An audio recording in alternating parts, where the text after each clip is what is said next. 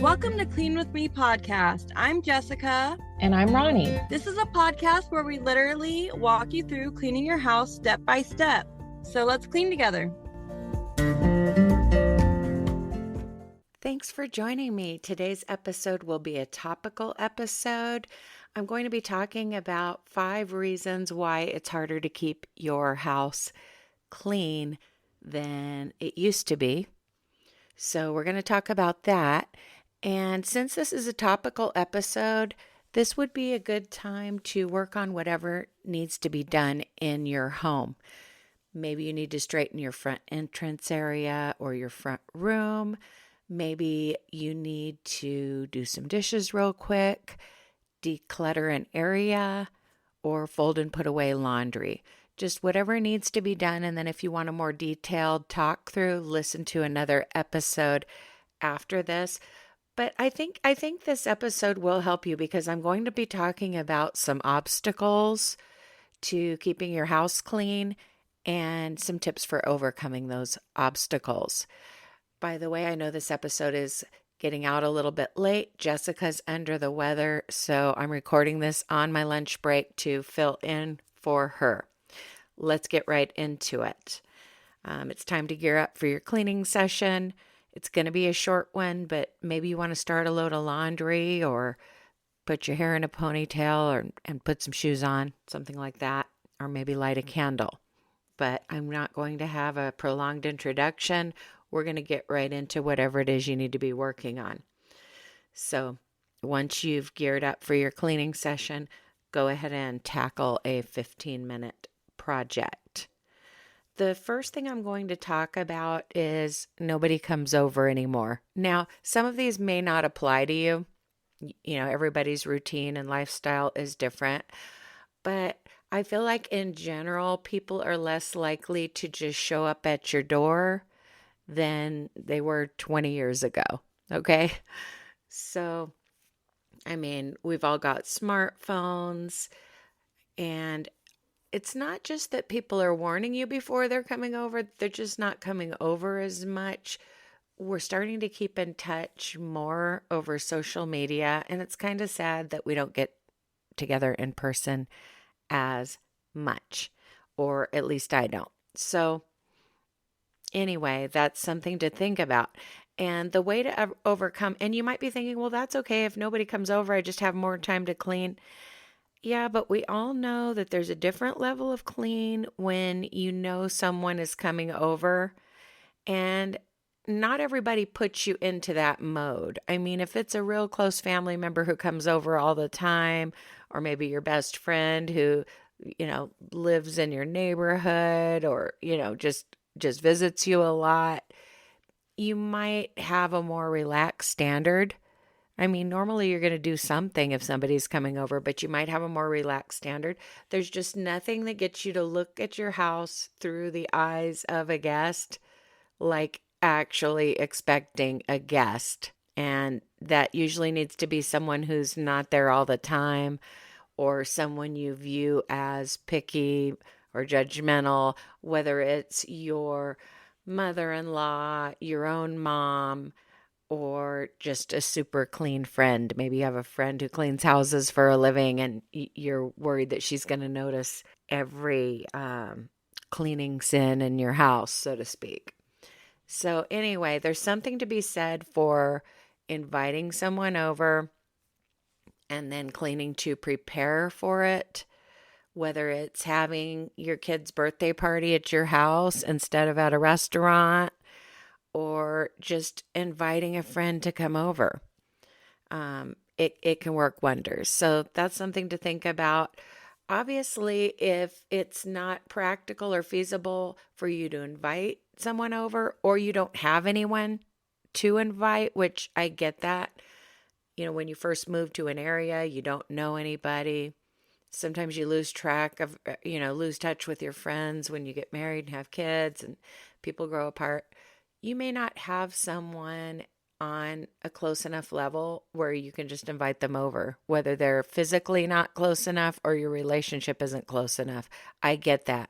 So the next best thing is to visualize having someone over. Pretend you're having someone over and look around. Or you could think of it like this: pretend that you're in the market for a home and you are touring a home with a real estate agent and looking around and thinking, wow, they should have dealt with that before having us over. Okay.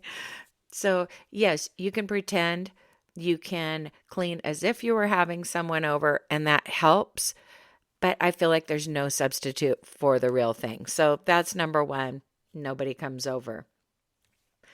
Another thing is smartphones. Somewhere maybe around 2008, 2009, we all got smartphones. Okay. Give or take a year. I'm not sure when it was, but that kind of, I don't know. At first, it wasn't a huge change. It was just like, well, this is cool. I can, Google something, or, maybe watch a YouTube video. But now we do so much on our phones that a lot of times we find ourselves scrolling through videos, and it just eats up a lot of our time. Now, smartphones are not all bad, of course, because you can use them to listen to a cleaning podcast or other audio content. I listen to audiobooks sometimes, and I also listen to music. Okay, I like music for those louder chores like vacuuming, or just super physical chores like sweeping and mopping. And then with the more tedious work like washing dishes, decluttering, dusting, cleaning bathrooms, detailing the surfaces in your kitchen, for those, I like to listen to a podcast. So that's my little plug. Listen to my podcast while you clean. We'll talk about bonus content and how to get access to that a little later in the episode. So, number one, nobody comes over. Number two, smartphones can be a distraction, mainly due to video content and even written content that we're reading. Some of us are avid readers on our phones. Okay. Number three, no commercials. And what I mean by that is there used to be commercials when you watch TV, and I know they still exist, like, during the Super Bowl or whatever, we're watching commercials. But if you're like me, you might be just streaming the shows that you want when you want. I feel like there's been a major shift toward that. We do have some cable channels just because of some special that was going on, but for a while we didn't. Like, all you need is Wi-Fi, and then you watch something on a streaming service like Netflix, Hulu, Amazon Prime, or whatever that one's called that comes with the Amazon Prime. Anyway, for us, it's mainly Netflix. And, maybe like twice a week, my husband and I will watch a movie in the evening. And I'm not going to just have him pause the movie so that I can do something around the house. Whereas if it was the old days, there'd be a commercial and it's like, okay, I'll be right back. And you go do something and you come back a few minutes later. I remember when I was first married, I lived in a 2-bedroom apartment, and I would watch a show in the afternoon, and I was a stay-at-home mom. Well, first I was pregnant, then I was a stay-at-home mom of a baby. And so I had a lot of free time on my hands just being in an apartment with her while my husband was at work. And so I would watch a show in the afternoon, and I would clean during every commercial, because at that point it was getting closer to the end of the day. I'd kind of relax at the beginning of the day. Then once the show ended, I had about 30 minutes to finish cleaning the apartment. But I'd already made a lot of progress as far as like getting the dishwasher running and things like that during those commercial breaks. And it just made me feel like I could watch TV guilt-free as long as I got up and did something productive during the commercials, and it felt good to move around and everything. And a lot of us don't really have that routine anymore.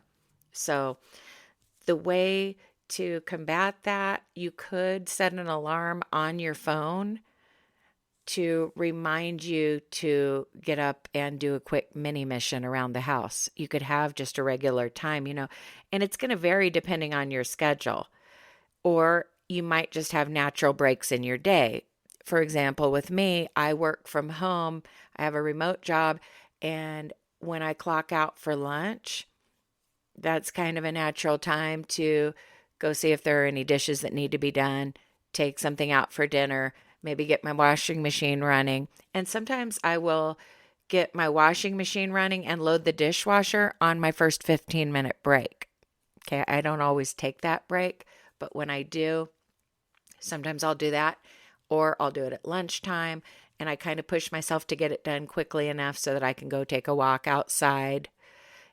But even though it's not a commercial break, there are little breaks in your day. For you, if you're a stay-at-home mom of a young baby or toddler, maybe it could be when that child goes down for a nap. But sometimes you want to rest during that time. I get that. I did not always work when my kids were napping. A lot of times I just laid there next to them so they'd sleep longer at nap time, for like a 2, 3-year-old. Sometimes if you're lying next to them on the bed, they take a longer nap and then they're in a better mood when they get up. I get it, but maybe you could, fit in a 15-minute time slot of cleaning toward the end of someone's nap or something like that. So, yeah, create your own commercial break, so to speak. And in the situation I described when watching TV with my husband, we're starting a movie kind of late in the evening after dinner and whatnot. And I don't want to pause it because if the movie ends up going too late, he'll fall asleep during the movie. Like, we don't have a lot of time to watch the movie because he goes to bed early and gets up early. So that's not a time that we want to pause it. But obviously, if you are watching something during the day, you could set an alarm reminding you to pause it and take a commercial break, so to speak, to work on housework. Okay, so the next one I'm going to cover is not talking on the phone enough. Sounds crazy, but if you go way back to back when I was a teenager, talking on the phone would tie you down. You wouldn't get anything done because you were attached to a cord, okay? But then they had the cordless phones where you've got this little handset and then you can kind of put it on the base, but it's still a landline, but you can walk around with the cordless part of the phone.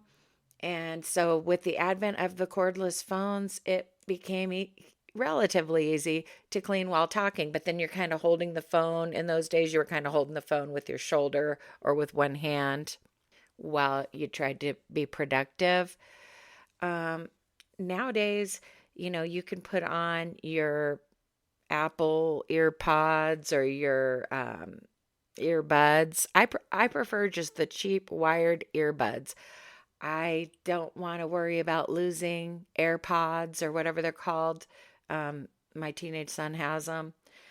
I don't want to mess with that. I just like the one that I just plug in, the one that used to come with the iPhones. Something happened to mine and I just ordered another one. It's affordable. That's what I use these days. And I'll put that on and then I'll stick the phone. I do the same thing when listening to podcasts. I'll listen to a podcast, or if I'm going to talk on the phone, which is what I'm talking about right now, I'll still be able to put that phone in my back pocket with my earbuds in and talk to a friend. It's usually not a friend. It's usually my cousin or my sister. When I say we don't talk on the phone, a lot of times we keep in touch with our friends through texting. Like my best friend and I are usually messaging each other on Facebook Messenger, like on a daily basis. But years back, I used to talk to her on the phone. It's just nowadays we're busier and it is what it is.